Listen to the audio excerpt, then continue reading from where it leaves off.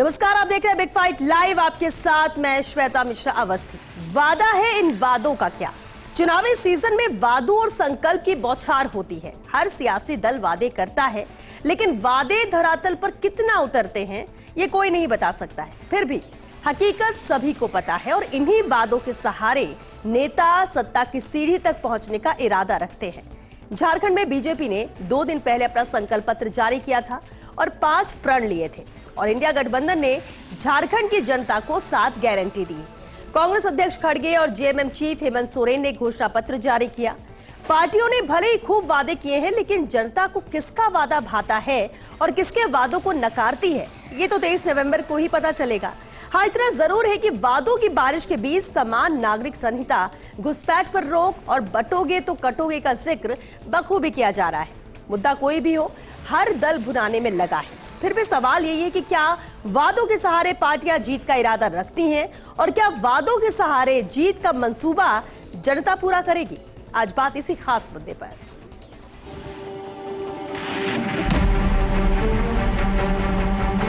झारखंड में जो बोले हैं वो हम करके दिखाएंगे। दिल से निकलता है, कमिटेड है। मैं आपको विश्वास दिलाने आया हूं। आप कमल फूल की सरकार बना दो। एक एक घुसपैठिए को चुन चुन कर निकालने का काम भारतीय जनता पार्टी।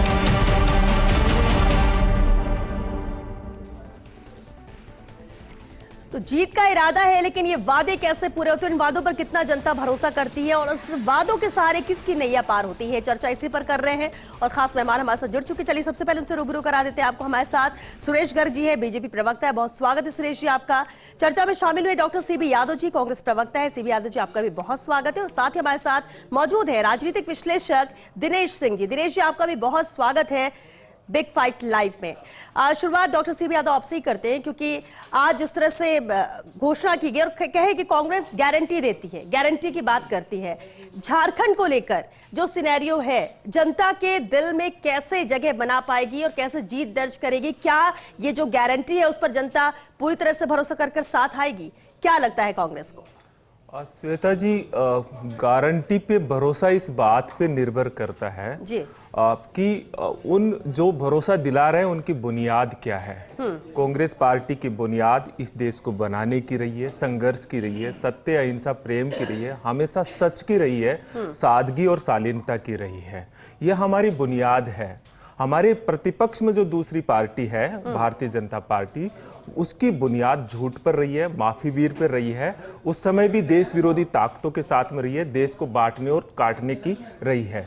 आज ये भारतीय जनता पार्टी की जो नीति है वो खुल के आ रही है। बटेंगे तो कटेंगे, बांटने वाले भी यही है, काटने वाले भी यही है। समाज में नफरत, कोई नहीं बच्चा बच्चा कह देगा कि समाज में नफरत का बीज उसे ही इनको पोषण मिलता है। तो 2 बुनियाद बिल्कुल स्पष्ट तौर पर है। हमारी पार्टी न्याय की बुनियाद है, इसीलिए आदिवासियों को भी और समाज के सब वर्गों को एक न्याय मिले। और इसी क्रम में आपने देखा होगा कि झारखंड के मुख्यमंत्री हेमंत सोरेन जी को कितने सालों, कितने महीनों तक आपने जेल में रखा। क्यों रखा? एक आदिवासी मुख्यमंत्री था।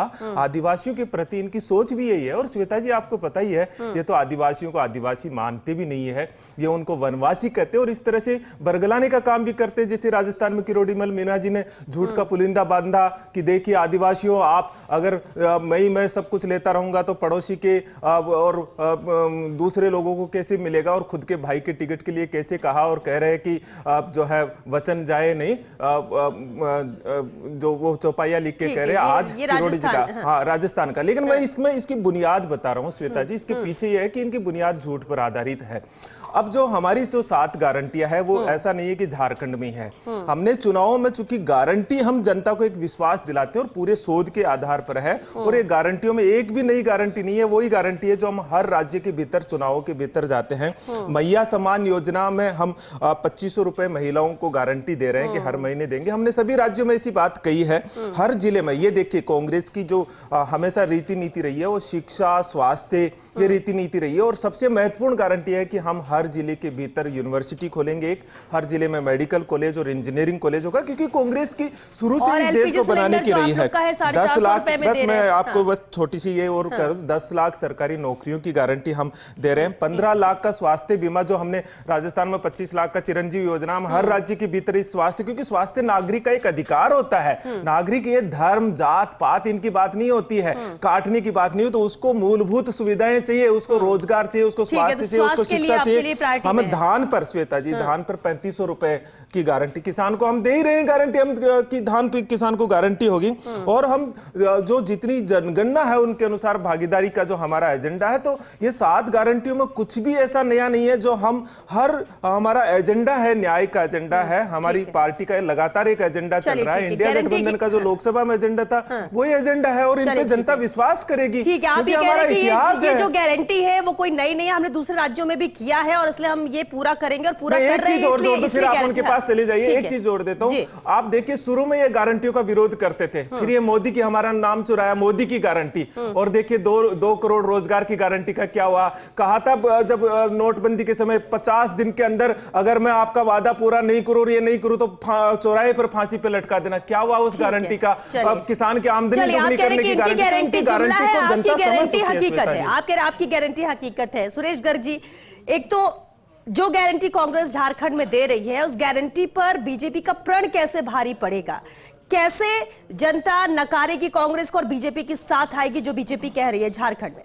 देखिए श्वेता जी, जनता तो इसलिए नकारेगी कि इनने 3 राज्यों के अंदर झूठ बोल के सत्या हत्याई थी, हिमाचल प्रदेश, कर्नाटक और तेलंगाना। हिमाचल प्रदेश में इनने कहा था कि हम ओपीएस लागू करेंगे। हिमाचल प्रदेश में इन्होंने कहा था कि हम वहां पे महिलाओं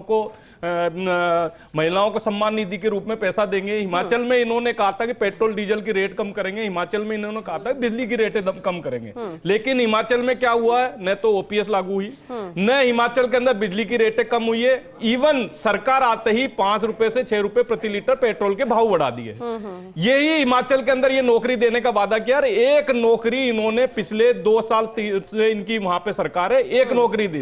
कर्नाटक में भी यही हुआ, कर्नाटक के अंदर भी इन्होंने वादे किए, एक भी वादे पे ये खरे नहीं उतरे। राजस्थान के अंदर इन्होंने 2018 के अंदर इन्होंने कहा था कि हम किसानों का संपूर्ण कर्जा माफ करेंगे 10 तक की गिनती गिनने के बाद में, लेकिन संपूर्ण किसानों का कर्जा माफ नहीं हुआ और किसानों ने आत्महत्या करी है, जमीनें कुर्की हुई है। लेकिन भारतीय जनता पार्टी जो कहती है वो करती है। इनके अध्यक्ष खड़गे जी का खुद का बयान है कि भाई घोषणा वो करो जो पूरी हो सकती है। यानी कि खड़गे जी को महसूस हो चुका है कि हमने 3 राज्यों में झूठ बोला है। वो झूठ लंबी नहीं चलती है, क्योंकि जनता सब समझती है कि ये झूठ के लेकिन मैं आपकी प्रण की बात कर रही हूं। मुझे बताइए, इन्होंने 10 लाख सरकारी नौकरी का वादा कर रहे हैं।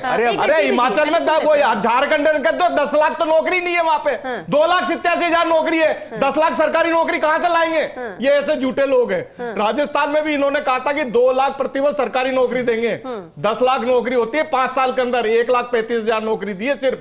हाँ, हमने 2 करोड़ नौकरी दी है। आज आरबीआई का डाटा बोलता है कि हाँ हमारे करीबन 23 करोड़ नौकरी लगी है।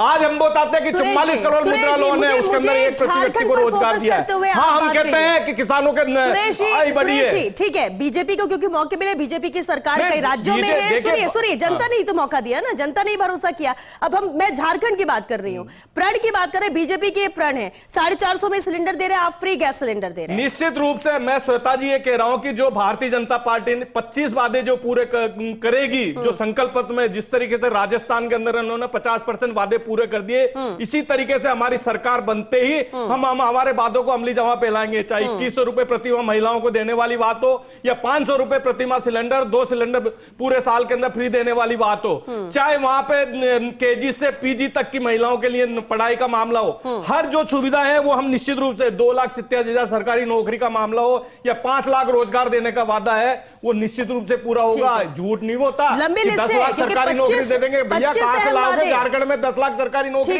वहां है ही नहीं इतनी कैलकुलेशन। क्यों झूठ बोलते हो? क्यों जनता को बेवकूफ बनाते हो? और अभी हरियाणा के अंदर वही परिणाम दिया था।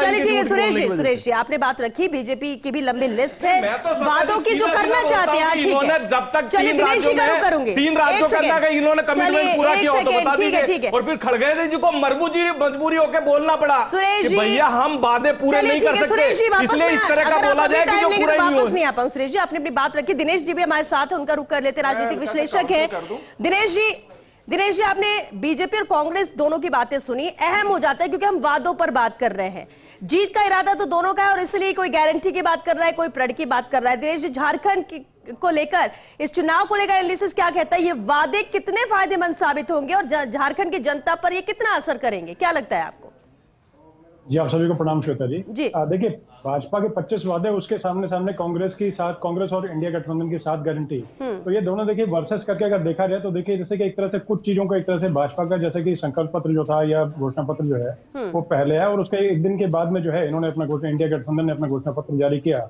और मैं उम्मीद करता हूँ कि अपने तरीके से जो ये बोल रहे थे उसमें शायद उस तरह की पूरा करेंगे। लेकिन इंडिया गठबंधन के सभी जैसे की जो कांग्रेस के प्रवक्ता थे तो वो कुछ कह रहे थे किसानों के बारे में या अन्य चीजों के बारे में लेकर के, लेकिन इसी मतलब प्रदेश में कांग्रेस का और जो पहले घोषणा पत्र था और जो उसमें जैसे राहुल गांधी जी खटाखट कुछ करके गए थे और बोला था कि आते के साथ में 1 2 3 4 बार गिनती भी नहीं थी, लेकिन उसके बावजूद देखिए श्वेता जी करीब 19,400 किसानों की जमीन के कुर्की के आदेश आते हैं।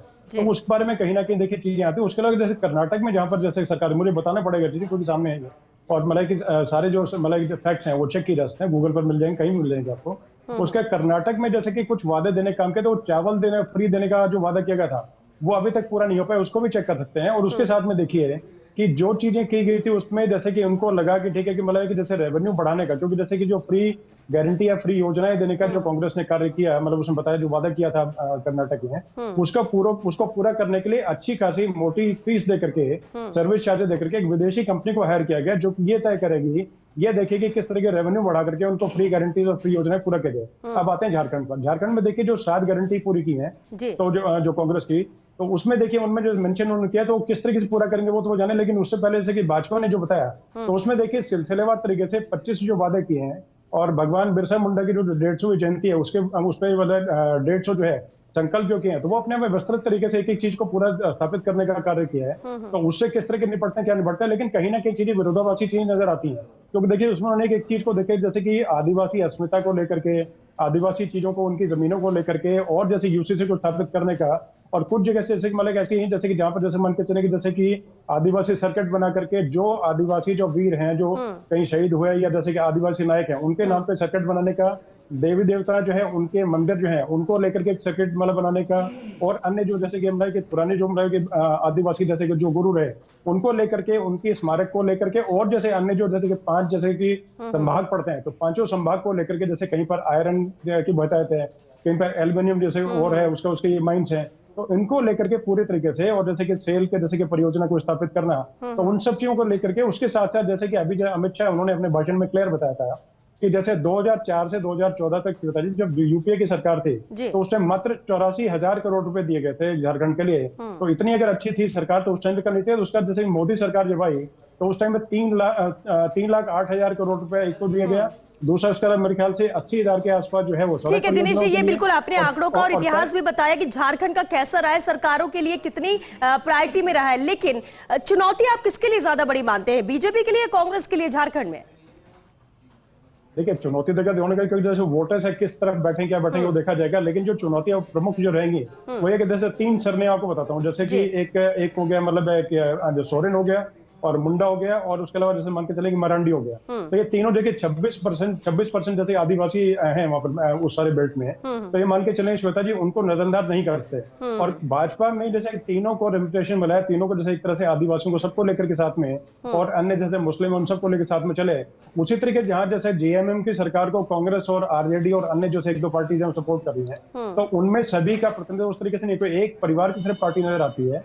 और तमाम जैसे कि भ्रष्टाचार के आरोप लगे तो उनके सामने एक तरह से ये कि अपने आप को मतलब एक तरह से क्या डिफेंसिव मोड पे है। जेएमएम जो सरकार है वो डिफेंसिव मोड पे रहेगी, जहां पर जबकि जैसे कि भाजपा सरकार वो अपने तरीके से अपने आप को स्थापित करने में काफी हद तक सफल रही। उसका मैं आंकड़ों के साथ बताता हूँ कि जैसे अभी जो लोकसभा चुनाव तुरंत पहले रहे उसमें करीब करीब मान के चले कि जैसे कि आजसू के साथ इनका गठबंधन है भाजपा का, तो श्वेता जी 44% जो है वोट शेयर जो है वो भाजपा का रहा, और आजसू का जो है वो भी कुछ अच्छा खासा रहा। और उसके अलावा कांग्रेस को इनको जैसे बोले तो 14% के आसपास मेरे ख्याल जैसे कि जो इनका जो वोट शेयर जो रहा वो मतलब 14-15% के आसपास मेरे ख्याल कांग्रेस का रहा, और इसी के आसपास मतलब थोड़ा सा ज्यादा जो है बिल्कुल। और ये सब कितना इम्पैक्ट डालेगा ये भी अहम हो जाएगा। लेकिन CB Yadav ji, vote percent को लेकर भी बात कही जाती है बार बार। कांग्रेस क्योंकि लोकसभा चुनाव के बाद जो परिणाम आए हैं उसके बाद कांग्रेस का कॉन्फिडेंस भी बढ़ा है और मजबूती के साथ बात भी रख रही है, और राज्यों के विधानसभा चुनाव में भी, हालांकि भले हरियाणा में साथ नहीं मिल पाया, लेकिन झारखंड में इसका भी असर होगा क्या श्वेता जी? या फिर झारखंड सिर्फ झारखंड है, वहां की जनता, वहां के मुद्दे, वहां का विकास? मैं यही बात कर रहा हूँ। ये हम पिछले कई ट्रेंड देखते हैं और ये होना भी चाहिए। लोकसभा चुनाव और विधानसभा चुनाव का आपस में कोई सीधा संबंध नहीं होता है। विधानसभा चुनाव अपने मुद्दों पे लड़ा जाता है और झारखंड का विधानसभा चुनाव तो बिल्कुल साफ ही है। एक आदिवासी मुख्यमंत्री को आप सोचिए श्वेता जी, आप 8 महीने तक आप उन्हें जेल में रखते, कोई कारण भी नहीं बताते, और फिर जो है महिला राष्ट्रपति बनी उसका अपमान किया था आप लोगों ने। एक आदिवासी महिला राष्ट्रपति बनी थी, उसका अपमान किया था। विजय वर्गीय जी आएगा ना, देखो ना, एक महिला पहली बार राष्ट्रपति बनी थी, आदिवासी महिला, उसका अपमान कर रहे हो आप। ठीक है, आप अपनी बात विजय वर्गीय जी, आपको क्या लगता है? अपमान किया था ना आदिवासी महिला का। रुको तो आप, अरे सोचना पड़ेगा कांग्रेस को कि कहां धरातल पे जा चुकी है। आप किस तरीके से महिलाओं का अपमान करते हो आप लोग, किस तरह से झूठे बातें करते हो आप लोग, किस तरीके के झूठे बातें करते हो। गलत बात। विजय वर्गीय जी, ये टीवी स्टूडियो आपकी बपोती नहीं है कि आप किसी को बोलने भी नहीं देंगे। ठीक है, आपके विज्ञापन खूब जाते हैं, इसका मतलब ये नहीं है कि आप एंकरों पर और टीवी स्टूडियो पे दबाव बनाएंगे। हाँ, मुद्दे की बात जो मैं बता रहा हूँ ये है, आपको जवाब देना चाहिए। मैं आपको जो पहले भी बताया, कोई जवाब दे सकता है मोदी की गारंटी की 2 करोड़ रोजगार का क्या हुआ? कोई जवाब दे सकता है? आप बोलिएगा ना, फिर जवाब दीजिएगा ना। हाँ, जवाब दे रहे हैं 23 करोड़ नौकरी, बात तो पूरी, 23 करोड़ नौकरी, फिर वही बात, 44 करोड़ मुद्रा लोन, फिर वही बात आ गई, हर व्यक्ति को वही बात आ गई। ये मैं फिर कह रहा हूँ, विजय वर्गीय जी, इस गलतफहमी में मत रहिएगा। 23 करोड़ नौकरी, ये टीवी स्टूडियो आपकी बपोती नहीं है। 31 करोड़ ईपीएफ आप विज्ञापन देते हो तो इसका मतलब ये नहीं है, ये विज्ञापन जनता का पैसा का है, आपकी बपोती नहीं है कि आप बीच के अंदर किसी को भी कुछ टोकेंगे। आप जो है नौकरी दी है, ये साबित करता है। आप डिबेट के सारे रूल तोड़ दिया बीजेपी वालों ने। सुरेश गर्ग जी, आप किसी को बोलने नहीं देते हैं क्योंकि आप जवाबों से बचते हैं।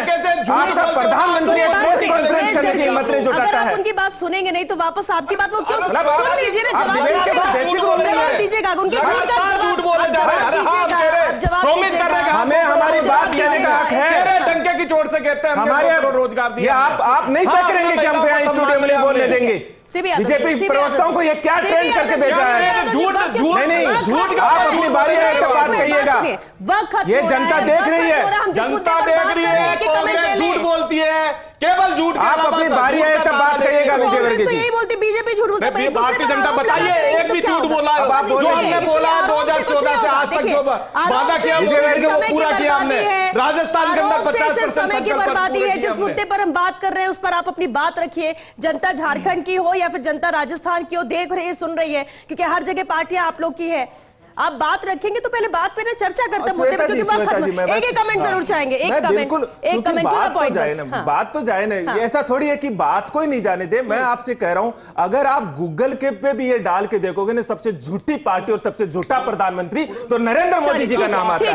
मैं आपसे कहता हूं, किसान के आंदोलन में सवाल उठाता हूं, नहीं, कभी कोर्ट में जाके माफी मांगनी पड़ती है, किसान के आंदोलन में माफी मांगनी पड़ती है। 2 करोड़ रोजगार मिला, हाँ दिया है, 23 करोड़ रोजगार दिए, 23 करोड़ रोजगार दिए, के साथ ठोक के बात करते हैं। जवाब नहीं है, इसलिए यार टीवी स्टूडियो में जाके सिर्फ बहस कोई इधर-उधर मोड़ते हैं। आपके पास कोई जवाब नहीं है। बस ठीक है, आपने जो बोला सुन लिया सबने कि आपने क्या किया, आपकी सरकार ने क्या किया, आप भी आरोप लगा लीजिए। लेकिन झारखंड की बात वापस सीबी यादव जी, वापस आपका रुक करूंगी। दिनेश जी से एक कमेंट, दिनेश जी से एक कमेंट, वापस मैं आपके पास आऊंगी। दिनेश जी एक फाइनल कमेंट जरूर आपसे चाहेंगे झारखंड को लेकर, क्योंकि देखिए दोनों तरफ से बातें अपनी कही जा रही है, लेकिन इंतजार वापस आती हूं मैं।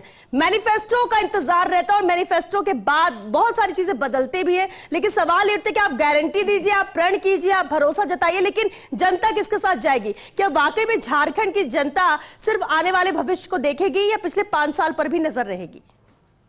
देखिए, दोनों चीजों पे ध्यान दिया जाएगा श्वेता जी। लेकिन पिछला जो 5 साल का जो ट्रैक रिकॉर्ड रहा उसमें सिर्फ एक शिबू सोरेन जी की विरासत के नाम पे सिर्फ अगर वोट मांगे जाए तो वो मैं ठीक नहीं समझता, और ना उस नाम पे सिर्फ अकेले वोट में कि हाँ मतलब उनका मतलब सम्मान रहा है गुरु जी का, तो उसके नाते हेमंत सोरेन जो है उनको वोट मिलेंगे, कुछ परसेंट वोट जरूर मिलेंगे।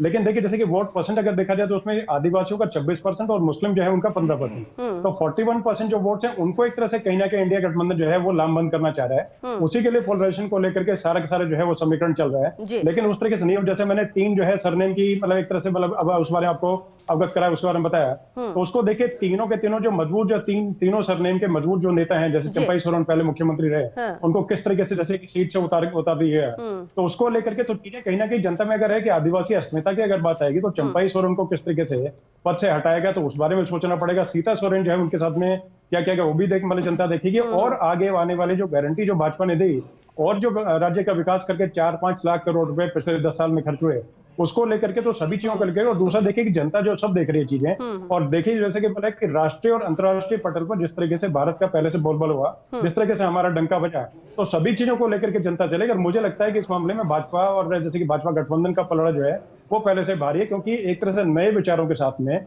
और नई चीजों के साथ में आगे क्या चल रही है। तो एक तरह से कहीं ना कहीं मुझे लगता है जेएमएम इंडिया गठबंधन जो है वो पूरे तरीके से सिर्फ एक डिफेंसिव मोड पे अपने आप को सिर्फ बचाने के पक्ष में चल रहा है और अपने आप को एक परिवार को सिर्फ लेकर के चल रहा है, जबकि है कि दूसरा भाजपा का गठबंधन जो है वो अपने तरीके से ये लेके चल रहा है कि आगे किस तरीके से देश प्रदेश को लेकर के और साथ में किस तरीके प्रदेश का आगे भला उसके, और एक एक चीज हम बताइए कि स्वास्थ्य को लेकर, सुरक्षा को लेकर के, बिल्कुल बिल्कुल दिनेश जी, और दोनों की अपनी अपनी प्राथमिकता प्रायोरिटी है, जिसको लेकर ये गारंटी और ये घोषणा की गई, संकल्प पत्र में वादे किए गए हैं और इसी को पूरा करने की कोशिश है। कि डॉक्टर सीबी यादव कुछ कह रहे थे। दिनेश जी के अपने विचार हो सकते हैं, लेकिन एक सवाल है, अगर इन्हें घोषणा पत्र और गारंटियों पे विश्वास हो तो बांटेंगे और कटेंगे की बात नहीं कर सकते। श्वेता जी, किसको कौन बट रहा है और कौन कट रहा है, ये सवाल है आज महत्वपूर्ण, क्योंकि बीजेपी जैसे ही चुनाव आती है वो जनता के प्रति अकाउंटेबिलिटी के स्थान पर समाज को बांटने का काम करती है, और हर चुनाव के भीतर ये बार बार काट के हांडी नहीं चढ़ सकती है। श्वेता जी, भारतीय जनता पार्टी को देख चुके हैं, और बस मैं लास्ट में एक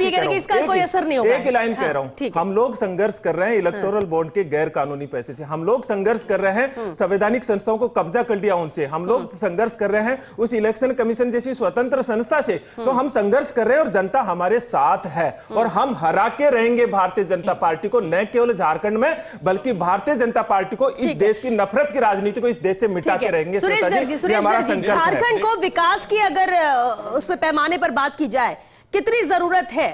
देखिए, मैं कह रहा हूं कि भारतीय जनता पार्टी की सरकार आएगी और विकास लाएगी, महिलाओं का जो उत्पीड़न वहां पे हो रहा है उसको खत्म करेगी, जो बांग्लादेशी घुसपैठिए वहां पे झारखंड के अंदर घुस गए हैं उनको बंद करेगी, जितने भी बांग्लादेशी घुसपैठी है उनको बाहर निकालेगी। और ये बटेंगे कटेंगे की बात करते हैं, कनाडा के अंदर हिंदू मंदिरों के अंदर अत्याचार हो रहा ना, एक भी अगर राहुल गांधी का स्टेटमेंट हो तो बता दीजिए, प्रधानमंत्री मोदी जी, विदेश मंत्री सबके है, लेकिन इनका स्टेटमेंट है बांग्लादेश के अंदर हिंदुओं के ऊपर अत्याचार हुआ, बता दीजिए राहुल गांधी का, प्रियंका का किसी का स्टेटमेंट हो, ये देखने को बटेंगे तो कटेंगे।